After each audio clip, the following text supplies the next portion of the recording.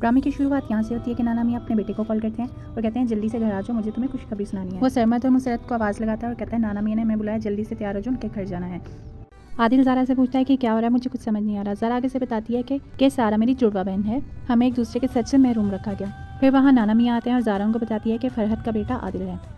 दूसरी तरफ मज़हर आदिल को कॉल करता है और कहता है कि आप लोग मेरी कॉल क्यों नहीं उठा रहे, मुझे परेशानी हो रही है आप दोनों के लिए। आदिल जवाब में कहता है कि यहाँ सब कुछ ठीक है। ज़ारा अपने बाप से रिक्वेस्ट करती है कि हम यहाँ कुछ दिन और रहने दें और इसका बाप खुशी खुशी से इजाज़त दे देता है। मज़हर अली शाह की दूसरी बीवी इसको कॉल पर बात करते हुए देख लेती है और ये देखकर अंदर ही अंदर खुश होने लगती है कि आहिस्ता आहिस्ता मज़हर अपनी बेटी से मोहब्बत करने लगा है। आदिल ज़ारा से कहता है इतने सालों तक इस सच्चाई को छुपाकर किसने रखा। ज़ारा इनडायरेक्टली आदिल की माँ को इसका कसूरवार कहती है। अपनी माँ के बारे ऐसा सुनकर आदिल को थोड़ा बुरा लगता है। दूसरी तरफ फरहत पूरे घर में बड़बड़ाती हुई गुस्से में ये कहने लगती है कि आदिल मेरा फोन क्यों नहीं उठा रहा, जिस पर मज़हर की बीवी से तसल्ली देती है। फरहत इसको तंज करने लगती है ये तुम बेऔलाद हो इसलिए तुम्हें कोई आइडिया नहीं, और दोनों में नोक-झोंक हो जाती है। दूसरी तरफ नाना मियाँ अपनी बेटी से कहते हैं कि जिस सच को हमने इतने सालों तक छुपाया ज़ारा ने इसे खुद ही ढूंढ लिया और सामने लाकर खड़ा कर दिया। नायला भी आगे से कहती है कि ज़ारा ने बहुत बड़ा काम कर दिखाया है। रक्षी अपने कमरे में अपनी माँ से फोन पर बात कर रही होती है। इतनी देर में मुनव्वर की माँ कमरे में आ जाती है और रक्षी को कहने लगती है कि तुम्हारी शादी को काफी अर्सा गुजर चुका है, इसलिए तुम अब खाने में भी हाथ बटाया करो। ये सुनकर रक्षी गुस्से में आ जाती है और अपनी सास को बुरा भला कहने लगती है। सारा को टेरेस में अकेला खड़ा देखकर ज़ारा इसके पास आती है और इसे कहती है तुम्हें सारे घर में ढूंढ लिया लेकिन तुम यहाँ हो। ज़ारा के साथ गुस्सा होती है कि मुझसे सच्चाई छुपा कर रखी, जिस पर ज़ारा कहती है कि हमें भी इतने अरसे से सच्चाई का नहीं पता था।